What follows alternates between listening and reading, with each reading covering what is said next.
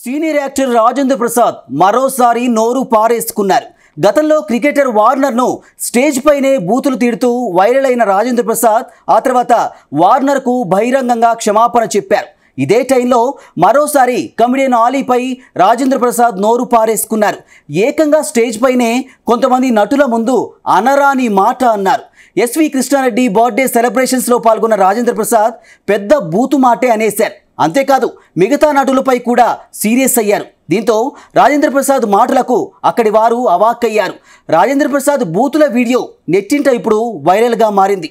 నువ్వు ఇక మారవా అంటూ నెటిజన్లు కమెంట్లు చేస్తున్నారు. ఇలా ఉంటుందని మీరందరూ వస్తున్నారని నిన్న గనక అచ్చన నీ సంగతి బయటికి వెళ్ళక చూసుకుందాం. మనం ఎప్పుడు ఉన్నదే కదా. వీళ్ళందరి నుంచి పక్క తీసుకెళ్ళి అచ్చన నేను మళ్ళీ పైకి హలో అయిన వేరా అలిగా ఏడెక్కల అంజాడుకు ఏడెక్కల అంజాడుకు అయిన వేరా అలిగా ఏడెక్కల అంజాడుకు ఇలా మనకు అలవాటే కదా. సత్యంగా నిన్న నేను ఎన్టీఆర్ అవార్డు తీసుకోవడానికి విజయవాడ వెళ్ళాల్సి వచ్చింది. చప్పట్లు కొట్టరా? బుద్ధుందా లేదా నాకు? ఎన్టీఆర్ అవార్డు అని చప్పట్లు కొట్టరా?